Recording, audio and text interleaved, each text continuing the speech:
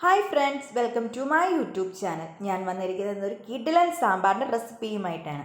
അതിനായിട്ട് നമ്മൾ ആദ്യം തലേ ദിവസം കുതിർത്ത് വെച്ച പരിപ്പ് നമ്മൾ കുക്കറിലിട്ട് ഒരു 2-3-4 വിസിലടുപ്പിച്ച് വേവിച്ചെടുക്കുകയാണ് ആദ്യം നമ്മൾ ചെയ്യുന്നത്. നമ്മുടെ പരിപ്പ് വെന്ത് വരുമ്പോഴത്തേക്കും നമുക്ക് നമ്മുടെ പച്ചക്കറികളെല്ലാം കട്ട് ചെയ്ത് എടുക്കാം. ഞാനിവിടെ അധികം പച്ചക്കറിയൊന്നും എടുത്തിട്ടില്ല. എൻ്റെ കയ്യിലുണ്ടായിരുന്ന പച്ചക്കറികളൊക്കെ എടുത്ത് കട്ട് ചെയ്തൊരു കൊച്ചു സാമ്പാറാണ് ഉണ്ടാക്കുന്നത്. അപ്പോൾ ഇപ്പം നമ്മുടെ പരിപ്പ് വെന്തിട്ടുണ്ട്. അപ്പം നമുക്ക് പരിപ്പിൻ്റെ കൂടെ നമുക്ക് നമ്മുടെ പച്ചക്കറികളും കൂടെ ഇട്ട് കുറച്ചും കൂടെ ആവശ്യത്തിന് വെള്ളവും ഒഴിച്ച് പിന്നെ നമ്മുടെ പൊടികളൊക്കെ ശകലിച്ച് ഇട്ട് കൊടുക്കാം. കുറച്ച് മഞ്ഞൾപ്പൊടിയും കുറച്ച് മുളക് പൊടിയും മല്ലിപ്പൊടിയും ഒക്കെ ഇട്ട് കൊടുത്ത് കുറച്ചൊരു കായവും കൂടെ ചേർത്ത് നമുക്ക് ഒരു 3-4 വിസിലും കൂടെ നമുക്ക് അടുപ്പിച്ചെടുക്കാം.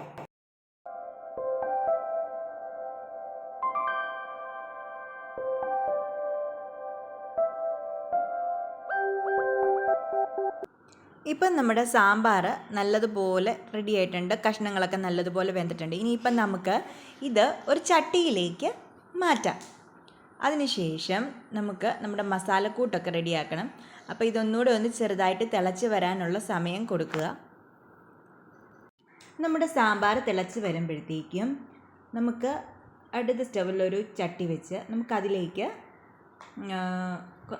നമ്മുടെ ആവശ്യത്തിനുള്ള വെളിച്ചെണ്ണ ഒഴിച്ച് നമുക്ക് കടുകൊക്കെ പൊട്ടിച്ച് അതിലേക്ക് നമുക്ക് കുറച്ച് ചുവന്നുള്ളി, കുറച്ച് വെളുത്തുള്ളി, ഒരു 2 വറ്റൽമുളകും കൂടെ നമുക്കൊന്ന് മൂപ്പിച്ചെടുക്കാം.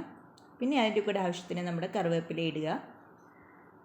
ഇതൊന്ന് മൂത്ത് വരുമ്പോഴത്തേക്കും നമുക്കതിലേക്ക് നമ്മുടെ എരിവിൻ്റെ ആവശ്യം നോക്കി നമ്മൾ മുളക് പൊടി, മല്ലിപ്പൊടി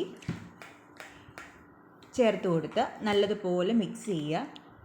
നമ്മൾ പൊടികൾ ചേർക്കുമ്പോൾ ഒരു കാര്യം പ്രത്യേകം ശ്രദ്ധിക്കണം. നമ്മൾ സ്റ്റൗ ഓഫ് ചെയ്ത് വെച്ചിട്ടേ നമ്മൾ പൊടികൾ ചേർക്കുള്ളൂ. ഇല്ലെങ്കിൽ ചിലപ്പോൾ അത് കരിഞ്ഞു പോകും. അതുകൊണ്ടാണ് ഓഫ് ചെയ്ത് വെച്ചതിന് ശേഷം നമ്മളത് ആഡ് ചെയ്ത് നല്ലതുപോലെ മൂപ്പിച്ചെടുത്തതിന് ശേഷം നമുക്കത് നമ്മുടെ സാമ്പാറിലേക്ക് ആഡ് ചെയ്ത് കൊടുക്കാവുന്നതാണ്.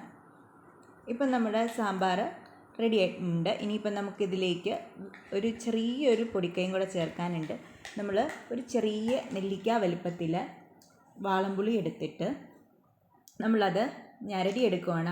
കുറച്ച് വെള്ളവും ചേർത്ത് അത് നമ്മൾ ആ മസാല ആക്കിയ ചട്ടിയിൽ തന്നെ ആകുമ്പം നമ്മുടെ ആ മസാലയുടെ ചെറിയ അംശം കുറച്ചൊക്കെ അതിലുള്ളത് നമുക്കത് നല്ലതുപോലെ വടിച്ചതിലേക്ക് ഒഴിച്ചു കൊടുക്കാൻ സാധിക്കും. അപ്പോൾ ഇതൊന്നും കൂടെ തിളച്ച് വരാൻ നമ്മൾ വെയിറ്റ് ചെയ്യുക. പിന്നെ ഉപ്പൊക്കെ പാകത്തിനുണ്ടോ എന്ന് നോക്കുക. പാകത്തിന് ഉപ്പില്ലെങ്കിൽ, നമ്മുടെ ആവശ്യത്തിന് ഉപ്പില്ലെങ്കിൽ അതിലും കൂടെ ഉപ്പ് ആഡ് ചെയ്യുക. ഇത്രയുമായപ്പോൾ നമ്മുടെ സാമ്പാർ റെഡി. ഇനി ഇഡ്ഡലിയുടെയോ ദോശയുടെയോ എന്തിൻ്റെ കൂടെ വേണം നമുക്ക് കഴിക്കുവാൻ നല്ല സ്വാദിഷ്ടമായ സാമ്പാർ റെഡി. ഇതെല്ലാവരും ഒന്ന് ട്രൈ ചെയ്ത് നോക്കണം. എൻ്റെ ഈ ചാനൽ ആദ്യമായിട്ട് കാണുന്ന ആരെങ്കിലും ഉണ്ടെങ്കിൽ ലൈക്ക് ചെയ്യുക, ഷെയർ ചെയ്യുക, സബ്സ്ക്രൈബ് ചെയ്യുക. അപ്പോൾ പുതിയൊരു വീഡിയോ ആയിട്ട് കാണുന്നതോടും വരേക്കും ബൈ.